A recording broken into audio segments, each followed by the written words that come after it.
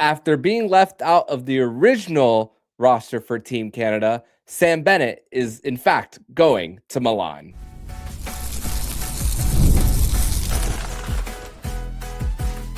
You're Locked On Panthers, your daily podcast on the Florida Panthers.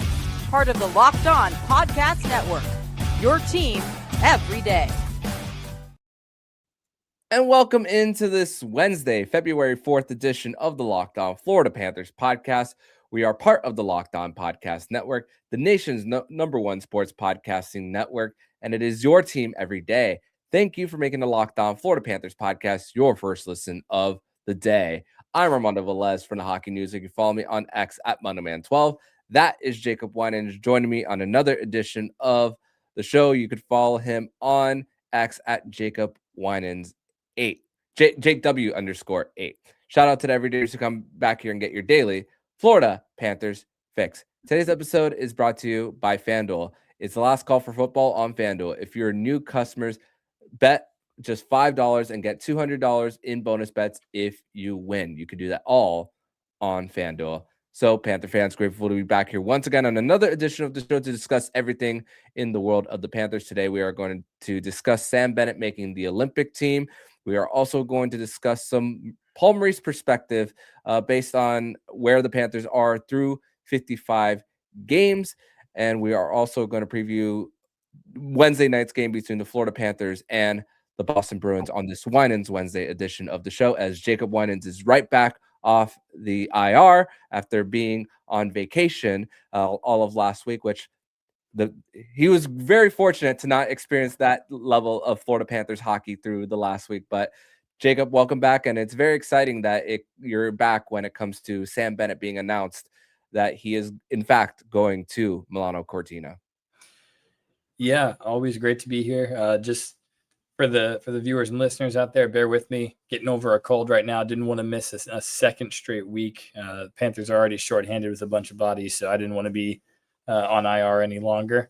So I'm going to give you what I got today. I will start by saying, even though I was in Iceland last week and 5 hours ahead, I did stay up and watch all the games, and my goodness, that was stressful. Not a great time. Not my favorite viewing experience. But overall, good news comes out of the organization today with Sam Bennett getting the call to go to Milan. We thought he was snubbed to begin with. And ironically, the way it works out, we never want to see a player injured, especially a guy like Anthony Cirelli, but he was the one who we felt that was the spot that was kind of given away that should have been Sam Bennett's. And it just so happens that it works out where he's taking Anthony Cirelli's spot. Hopefully Anthony Cirelli's better soon. It looked like a shoulder or upper body thing in the outdoor game. As cool as the two outdoor games in Florida were, both of them came with a cost because Panthers lose Seth Jones in theirs and Tampa loses Anthony Cirelli in theirs. So unfortunate there for him, but huge opportunity for Sam Bennett. He's more than earned it. He's a big time player in big games. He's a clutch performer, a playoff performer, a Stanley Cup performer, Four Nations performer. He's going to go there and he's going to give Canada a really, really clutch and really physical and he's going to bring playoff Sam in February. Yeah. And that's going to be exciting to see. And just think about this. Canada has the ability to put a line on the ice of Sam Bennett, Brad Marchand, and Tom Wilson. I can't imagine lining up against that. That's absolutely terrifying. Yeah, and I saw a post today about how those three have combined for $3.06 million in total loss of money as far as from suspensions and fines total between those three. So, hey, you can't fight in the Olympics, but they are definitely going to bring the physicality there. But it also goes to show how thankfully Sam Bennett is all right after missing the last two periods of Monday's game against Buffalo. So that's also the great thing there, that he is at least okay, which also Paul Maurice said that he, Lundell, and Marchand are actually day-to-day. Possibility that they could play on Wednesday, a possibility that all three possibly don't play on Wednesday. But yeah, I do. It's funny because, like you mentioned, coincidence that both outdoor games to teams from the state of Florida got bad news about players who are going to the Olympics there. But it's funny because with Seth Jones no longer being on Team USA and Anthony Cirelli no longer being on Team Canada, for at least being able to play, it's a little bit of a different mindset between the two organizations, because Jones being replaced by Jackson Lacombe, the discussion was all about size and being able to fight off the forecheck. But Cirelli and Sam Bennett aren't necessarily the same type of players when it comes to what they bring to the table, because Sam Bennett doesn't play penalty kill like Anthony Cirelli. He can't win faceoffs like Anthony Cirelli can. So there's a little bit of a difference. I do feel that Sam Bennett is faster when it comes to get the puck in the dump and chase game, which I do believe that's beneficial for when Canada does get on the forecheck. But this is something that Jeff Merrick has spoken about so many times on his show about the track record. The biggest indication of future behavior is past behavior. And what does Canada also value? Experience and winning.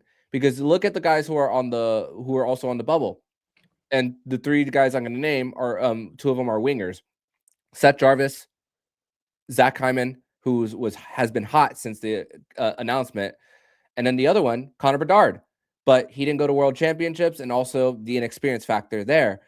So it doesn't surprise me that Sam Bennett is the one that's eventually that is going to be the guy replacing Cirelli in these Olympics.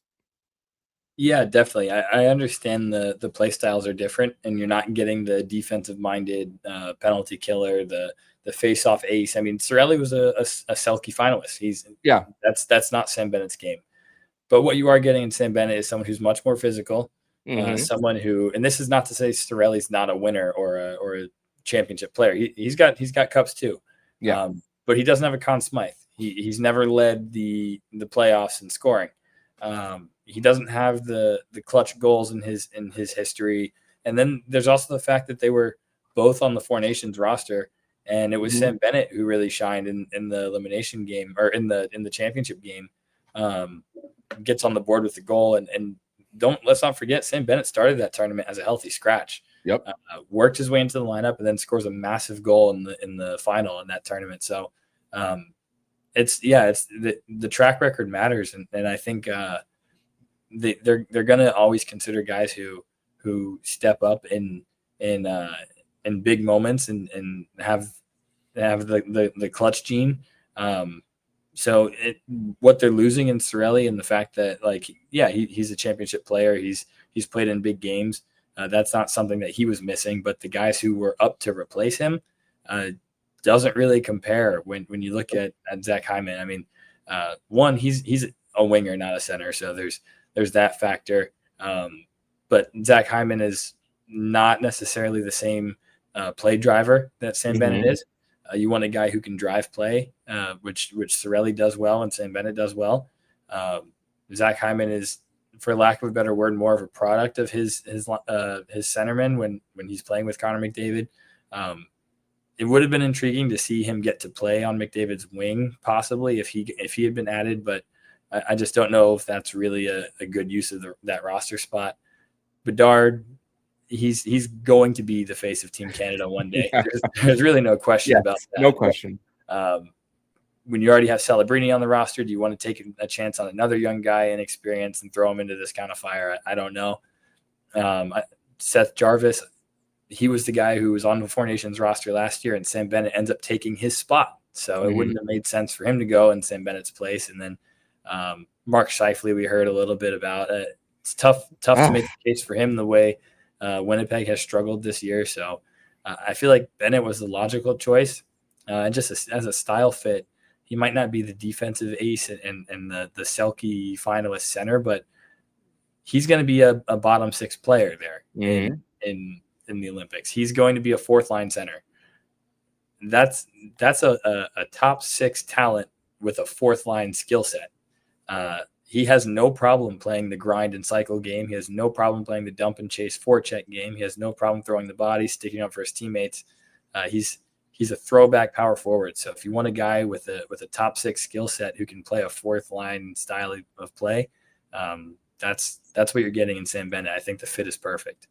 Yeah, and when you look at a possible matchup against the United States, you'll see matchups against like a line that will have like JT Miller in it, Jack Hughes for them. So those are possible matchups that you'll see, and then for Canada, hey, it really comes down to the fact that he also has that speed factor into him, but also what does Mark Scheifele have to do in order to get some respect here? But just because one person made it doesn't mean we have to crap on another person's game. So just Mark Scheifele just can't catch a break when it comes to trying to make this roster, even though he's a point per game player throughout the last. I'm a big Scheifele fan.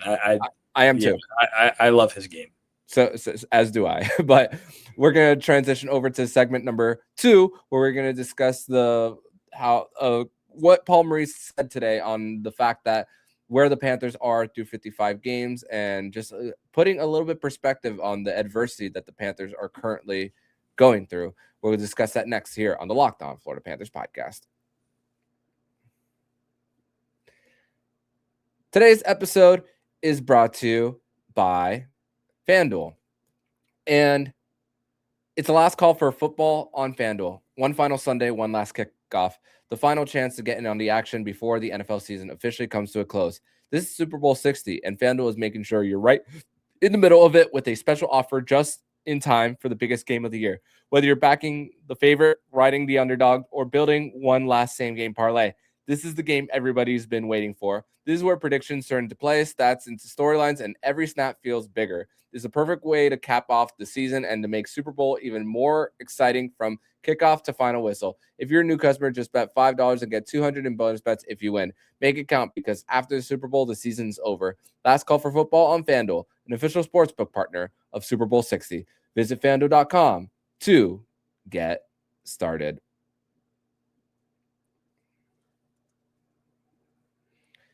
And I'd like to thank you guys once again for making the Locked On Florida Panthers podcast your first listen of the day here on a Winans Wednesday edition of the show, and here on the nation's #1 sports podcasting network, Locked On. And if you haven't already, go check out the Everydayer Club. It's a ad-free audio feed for the Locked On Florida Panthers podcast, compatible with Apple Podcasts, Spotify, and every other major podcast app. It's an invite to the members-only Locked On Everydayer Club Discord server, which includes a group chat for listeners of this show, and you can tap the link in the show notes to learn more.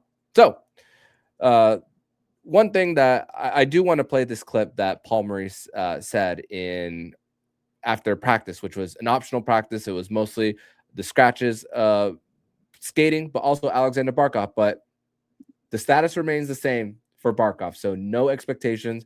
And something that George Richards spoke about on his podcast today is just like, they're going to take time with, they took time with Matthew Tkachuk. They're going to take time with Alexander Barkov, even if the Panthers do make the postseason. But I do want to play this clip from Paul Maurice on just what he said about just adversity and just overall character when it comes to when you are going through a season like this. So here's Paul Maurice from that.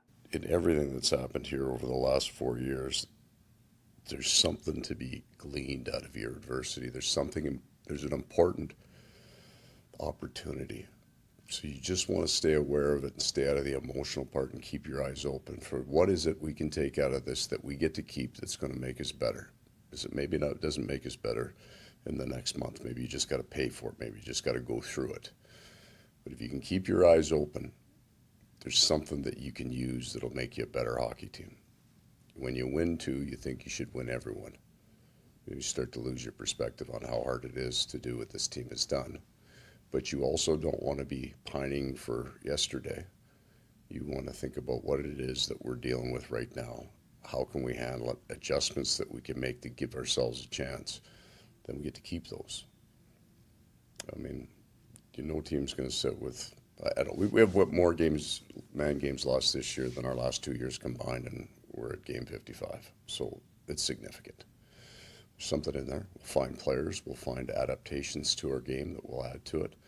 Hopefully that leads to a win tomorrow night that starts something really strong for us here, because we still have lots of belief, not casual belief. We know how big this hill is.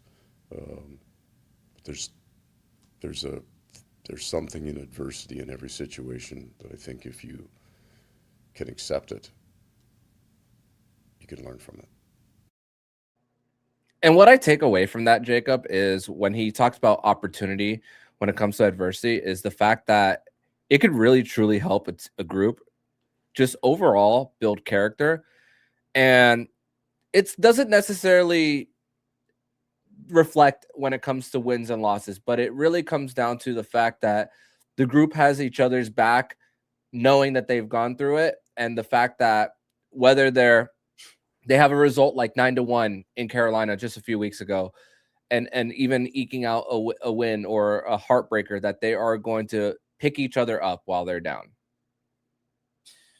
Yeah, I think there's such a proven track record of sort of closeness and togetherness with this group that what they're going through this year, I have no doubt at all that this is going to be an outlier, and that there's going to be a lot of growth from the players, especially the young players on this team, who have only seen success. I mean, you look at Anton Lundell, you look at Eetu Luostarinen, you look at Mackie Samoskevich. Those are guys who they're well into their careers now, but they've never had a year where they've struggled like this in the standings. Anton Lundell's never not made the playoffs. If you think about that, he's only played a season that didn't end in the Stanley Cup final once. It's pretty insane to think about the early success that some of those guys have had, and no one really in the Panthers organization prior to this generation of players has ever had that. Even guys like Carter Verhaeghe, like you look at his career, he's had the personal the personal level of having to climb his way up into the NHL, but he's never had a bad team season like this. He was with Tampa. He won a cup, comes to Florida, moves into the top 6, and it's been playoffs every year since. Sam Reinhart obviously had the years in Buffalo, but ever since he's been in Florida, it's been nothing but playoff success. It's Gus Forsling. He gets claimed off of waivers. He hasn't missed the playoffs since being a Panther. So it's a team that has really only had success in the past few years. Sometimes you need a taste of what not having success feels like to get back into that mindset of chasing what you're looking for as far as playoff success in the Stanley Cup again. I think this year could go a long way to motivating guys who, it's completely out of their control what's happened this year. Everyone knows that. No one is saying that this team lost their edge or isn't a legitimate team anymore. It's completely out of their control. But with that said, if you're looking at something that can motivate this group, beyond just the self-motivation of wanting to do it again, you have the motivation of this has been a really bad year, and everyone is taking advantage of you being down and out. There's a lot of people that are doubting that they can come back, and I think that's something that these guys can take from it. And I'm sure this isn't a novel thought to the guys in that room either. Yeah, and whether they do make the playoffs or not, which is right now, at this point in time, Money Puck has them at 24.2%, and with the point pace, it'd have to be a 26-1 record in their last 27 in order to at least keep up with the pace of the last team in, the Boston Bruins. But really, they'll have that feeling of just the fact that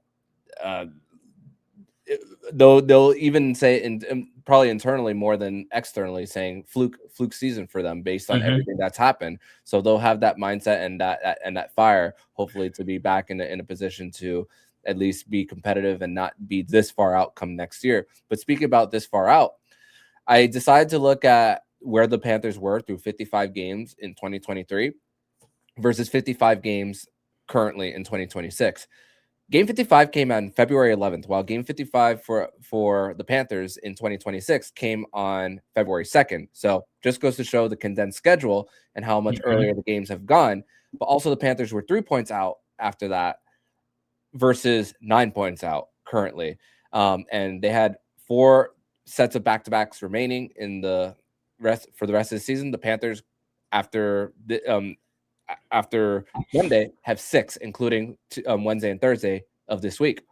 So that's another thing that the Panthers will once again have to kind of go through. And also, we add on the injuries of guys being out of the lineup. So this is even a more difficult hill to climb. And I'm doubtful about where if the Panthers can, but never say never for them. But just like how we led with the Panthers and Sam Bennett going to the Olympics, they're going to have 10 guys also going. So that's also a big factor. And we speak about the rest of Ekblad, Bobrovsky. Those are going to be beneficial. But there's no guarantee that they're going to be just right there and right back to their game, because you mentioned the young guys. And it's not that I'm worried about Lundell, Luosterainen, or Forsling. One person I'm actually a little bit worried about is Mackie Samoskevich, because we were talking before the show about the roster freeze. One of the rules that you can do during the roster freeze is send guys waivers exempt down, except if they played either 6 out of the 16 of 20 games of the previous games before, or if they've been on the roster for 80 days. So Mackie cannot be sent down to Charlotte during this. So he's going to go 3 full weeks without playing an actual game. And there's the 6th through the 16th, you can't even practice. So they can't come back to the mix. So that's the thing that I'm a little worried about. He's already having not the best year for himself, even though he's really getting the puck on his stick more, maybe just overthinking when it comes to trying to create his shot. But this is also the fact that there could be that rust factor for a young player who hasn't played, even though, because he hasn't played in these long runs. So he may not be injured or for himself, but he hasn't been through a full 82 game grind. He went through 72 games just last season. Yeah, that's the unfortunate part about it, because if you look at the way the Olympic break is going to go, it's almost like the guys on the Panthers who need the rest the most are the ones who are going to be playing in the Olympics, and the guys who need the reps the most are the guys who are going to be sitting at home relaxing and catching a little bit of a vacation. So Mackie, I think, is sort of the unfortunate victim of that, because you almost wish he was from a country that that doesn't have a ton of top end NHL talent, so he could go too. But if you look at something like a side by side of Mackie versus Sandis Vilmanis, just off the fact that Vilmanis is from Latvia and Mackie's from the U.S., Vilmanis is going to be playing games. He's going to be playing Olympic games, and that's going to be huge for his development. And Mackie's going to be at home, so it's just unfortunate the way it shakes out sometimes. If he could have gone to the AHL, that would have been really beneficial for his game right now. Just lower comp and getting a chance to see some pucks go into the net and kind of get his confidence up. But with that said, some time off, that should help everybody. A guy like Mackie, who hasn't been through the full 82 game grind, it'll be good for him to get some time off and just get his body rested and right, and come back for the late season push just with fresh legs and fresh energy. And he's assuming the Panthers get healthier at forward. Gadjevich is coming back soon. Yep. Mackie right now really is he's playing for a roster spot the rest of this year. I don't think it's an exaggeration to say that if Gadjo were healthy right now and the Panthers are in a situation where they have to send the guy to the AHL, I don't know that it would definitely be Vilmanis. It very well could be Mackie who's the first guy to go. And not a knock on him. It's just at this stage in his development, he needs the reps, he needs the ice time. It's I won't say detrimental to his development that he's not going to get to play games for these next few weeks, but it's unfortunate that he doesn't get to go to the AHL here, and just the way the rules work out, it doesn't help him, but hopefully the time off definitely will. Yeah, and Gadjo was in a white practice jersey the other day, so that is definitely helping. It also helps Seth Jones as far as not missing games in that stretch that allows his what we think is a collarbone injury heal a little bit more. So maybe and the fact that there's 9 days in between the first practice and the first game that they're back, that helps them possibly get back into the mix. So there's also that runway. So not the end of the world for those guys who aren't going to Milano Cortina. But we're going to transition to segment number 3, where we're going to preview tonight's game between the Florida Panthers and the Boston Bruins. We're going to discuss that next here on the Locked On Florida Panthers podcast. Segment number 3 here on this Wednesday, February 4th edition of the Locked On Florida Panthers podcast. Thank you once again for making the Locked On Florida Panthers podcast your first listen of the day. Armando Velez here with Jacob Winans here as the Panthers. We mentioned that 26-1 stretch is necessary for the Panthers in order to have any hope of making it. And the Boston Bruins are that last team in. And the nationally televised game Wednesday and Thursday, actually. And it's funny, Jacob.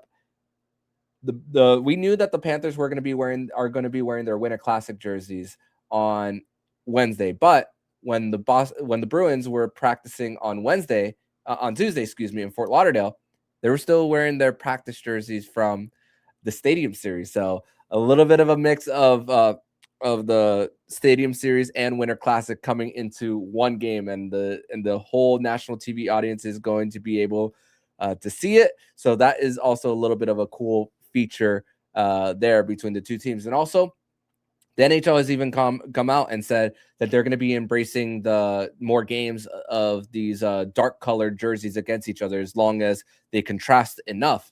But Bruins 7-1-2 in their last 10, and they can score again. My goodness. I know Morgan Geekie had a 30-goal season last year, but he's kept up with it. To think that the Seattle Kraken did not give him a qualifying offer. But right now, they're doing this with their number one center being Murat Hustadinov, who was a second-round pick in 2020 from the Bruins. And talk about a team who's able to rebuild in 1 year, which that Brandon Carlo trade is working out in their favor, because not only is Fraser Minton developing so well with them, but they have a chance to get another possible top 10 pick. Their pick sent to Toronto. There's the pick that Toronto sent them, is top 5 protected. So there's a chance for them. And they also picked 8th last year in order to get James Higgins, who's in their backyard at Boston College. So talk about just an ability for Don Sweeney to just get this 1 year reset for them. And they're playing so well under Marco Sturm there. And they my goodness, Jeremy Swayman looks to be back. And what a fight that was with Vasilevsky. Not as exciting as the Bob fight, but cool that we got to see a second one in a matter of a few weeks. But yeah, we thought that Boston was going to stay down, but they haven't. Yeah, I mean, if you're asking me honestly, hopes are not high for how this game's going to go. I think the Panthers are really, really out of gas right now, health-wise, stamina-wise, morale-wise. It feels like they are just in desperate need of this break. And Boston is not slowing down, and that's a team that's also going to come into this game definitely pissed off about the way things went in the outdoor game. They've I don't know, their offense looked great. They lost their composure a little bit in the penalty area, but 7 straight penalties. Yeah, that's still a team that can score, and that's a team that they've been getting really good goaltending. So the uniform matchup should be awesome. The matchup on the ice probably less awesome. If we get a Bob versus Swayman fight to see if Swayman can redeem himself, or if Bob can get his first goalie fight win of the season, that'd be cool. But I don't have super high hopes for the result of the game. I will say Marco Sturm has done a fantastic job as their head coach, former Panther there, Marco Sturm. Mm-hmm. And I like the style of play that Boston brings. It's very Panther-esque. I think the forecheck, their fourth line sometimes is just crazy to watch, and it's not big names. It's Corrali, it's Kastelic, it's been Patra lately, but their fourth line is all over teams. I love the way they play the game. That's a hard team to play against. So should be a good test just to see where some of the guys in the Panthers lineup are in their development, and see how we match up. Not expecting a win by any means. Just hoping for a good hockey game, and hoping for no more injuries. It feels like we've had just a horrible run of luck. Just last game, we're all worried about Forsling and not sure if he's coming back into the game after he leaves early, and he comes back out, but Sam Bennett's missing. So it's just been that kind of year. I will say with Boston and the way they've performed this season, don't necessarily know how sustainable it is long term, year over year, given the guys on the roster. There's a lot of guys on that team having career years by far, playing well above what anyone projected. So it'll be interesting to see if they can sustain it going forward. But they've definitely proven a lot of people wrong this season. So that's a hot team, and I'm hoping it's a close game at least. Keep it close. See what happens in a third period. But that's going to be a tough matchup.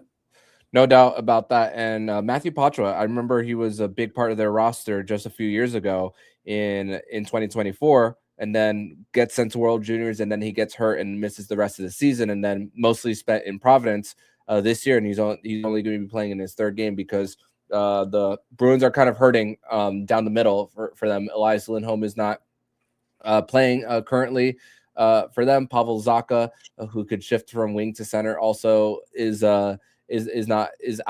He's currently day to day, so there's a chance that he could play. So youth, it's a mix of like some of the vets and as well as the youth movement there that they're getting for their roster. So credit to the front office, credit to the coaching staff that they are putting this all together, and also a little bit of speed and physicality there. I mean, we were roasting the Bruins for giving Tanner Jeannot a pretty great a good payday for himself, thinking that he should be only worth like maybe around $2 million for him, but he gets a good amount more than that. And then you spoke about their heavy forecheck game. That's what Jeannot brings, that intimidation factor for the Bruins there. So that's also a great job with the front office there.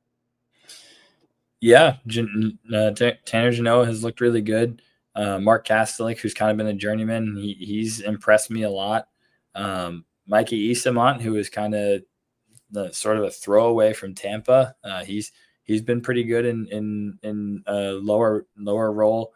Sean Corrali, who was a Bruin, they get him back from Columbus. He's looked good. So it's almost like their bottom six is kind of built like a classic Boston Bruins bottom six, which they've been missing. And it's David Pastrnak, he's just as good as he's ever been. Geeky has just blown all projections about his career arc out of the water. He's been just ridiculous. It's a team that doesn't have a lot of household big names on paper, but they get the job done, and it's not really, I don't know, luck or fluke production. Like these are guys that are playing really, really good hockey right now. So that's a very, very hard matchup, and it should be interesting. And the Atlantic Division, just going forward beyond this year, it'll be so interesting to see which of these teams are legit and which ones have really built something that they're going to establish and move forward with, and which ones are having outlier seasons, because there's going to be some teams that regress and some that progress from the way things have been this year. Ottawa this year.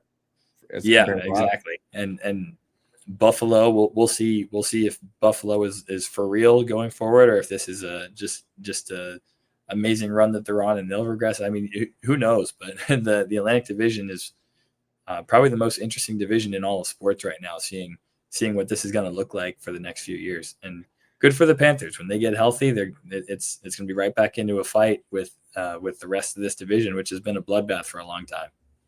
Yeah, and hey, if you're going to do it the hard way, when they get their guys back, and just if they truly find a way to get back into a top position or even squeeze into the playoffs next season, then it just goes to show that you're, once again, going back to those words that we were talking about in segment number 2, level of character that this group will continue to build, because I already do believe that this is a high character type of team with the personnel that they do have. But Jacob, I want to thank you so much for joining me on another edition of the Locked On Florida Panthers podcast, another successful Winans Wednesday here. And I want to thank you most importantly for battling this out while fighting a cold. So tell everybody where they can follow you online, my friend.